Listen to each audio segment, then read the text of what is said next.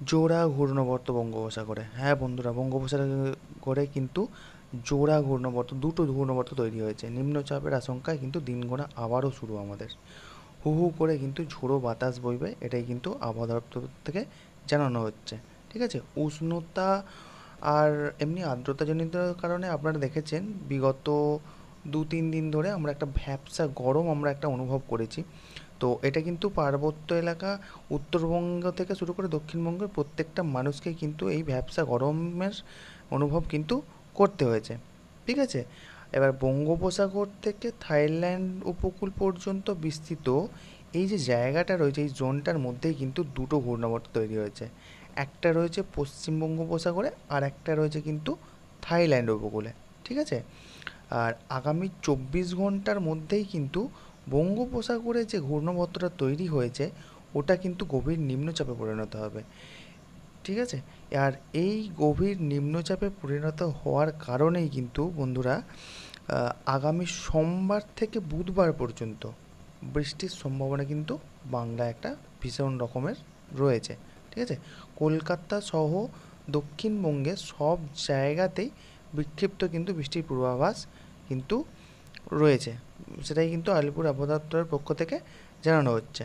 ওকে, আর উত্তর ও দক্ষিণ 24 পরগনা, পূর্ব ও পশ্চিম মেদিনীপুরে কিন্তু ভারী বৃষ্টির সতর্কতা রয়েছে। ভারী বৃষ্টি হবে দার্জিলিং, কালিম্পং সহ পার্বত্য এলাকায়। অর্থাৎ আমরা দেখতে পেলাম যে কোথায় কোথায় বিক্ষিপ্ত বৃষ্টি হবে এবং কোথায় কোথায় কিন্তু ভারী বৃষ্টি হবে। পার্বত্য অঞ্চল অর্থাৎ দার্জিলিং, শিলিগুড়ি, কার্শিয়ং এই সমস্ত এলাকাগুলো কিন্তু ভারী বৃষ্টির কিন্তু সম্ভাবনা কিন্তু একটা রয়েছে। পুজোর আগেই কিন্তু ফের আবারও কিন্তু নিম্নচাপের একটা সম্ভাবনা আমরা দেখতে পাচ্ছি। আগের ভিডিওতে আমি জানিয়েছিলাম যে পুজোতে কিন্তু এবারে নিম্নচাপের একটা বেশ সম্ভাবনা কিন্তু দেখা দিচ্ছে। অন্যদিকে সক্রিয় রয়েছে কিন্তু মৌসুমী অক্ষরেখা। এই দুইয়ের প্রভাবে কিন্তু মৌসুমী অক্ষরেখা সক্রিয় রয়েছে এবং বঙ্গোপসাগরে একটা ঘূর্ণিঝড় তৈরি হয়েছে। এই দুইয়ের প্রভাবে কিন্তু দক্ষিণবঙ্গে আবহাওয়ায় কিন্তু শনিবার মেঘমুক্ত আকাশ পরিষ্কার থাকবে কলকাতা সহ দক্ষিণবঙ্গে। 21শে সেপ্টেম্বর শনিবার বিক্ষিপ্তভাবে কিন্তু একটা বৃষ্টির কিন্তু সম্ভাবনা আমরা দেখতে পাচ্ছি। হাওয়া অফিসের রিপোর্টে আরও দুর্যোগের আশঙ্কা। বানভাসী দক্ষিণবঙ্গে আবারও ভারী বৃষ্টির পূর্বাভাস দিয়েছে হাওয়া অফিস। হাওয়া অফিসের রিপোর্ট অনুযায়ী জানা যায় দক্ষিণ আন্দামান সাগরের কাছে একটি ঘূর্ণাবর্ত সার্কুলেশন সৃষ্টি কিন্তু হয়েছে।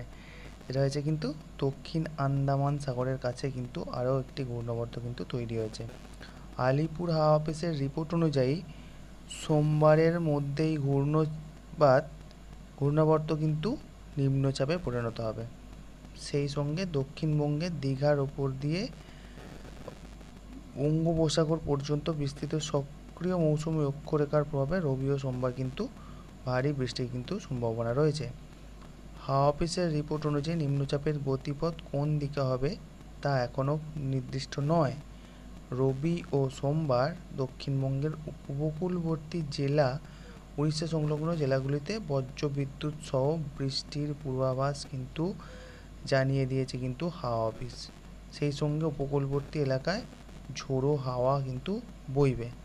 ঠিক আছে, আর কি রিপোর্ট পাওয়া যাচ্ছে, দীঘা সহ পূর্ব মেদিনীপুর জেলায় শুক্রবার বিক্ষিপ্তভাবে বজ্রবিদ্যুৎ সহ বৃষ্টি হয়েছে। দীঘা সহ পূর্ব মেদিনীপুর জেলায় শনিবারও বৃষ্টির কিন্তু পূর্বাভাস কিন্তু দিয়ে রেখেছে। এদিন দীঘা সহ জেলার আবহাওয়া থাকবে সর্বোচ্চ তাপমাত্রা 37.3 ডিগ্রি সেলসিয়াস এবং সর্বনিম্ন তাপমাত্রা থাকবে কিন্তু 26.4 ডিগ্রি সেলসিয়াস। আজকের ওয়েদার আপডেট এতটুকুই ছিল। পরবর্তী প্রত্যেক দিনের ওয়েদার আপডেট পেতে চ্যানেলটিকে সাবস্ক্রাইব করে রাখুন এবং বেল আইকনটি টিপে রাখুন, যাতে আপনি পরবর্তী ভিডিও ছাড়া মাত্রই আপনি ভিডিওটি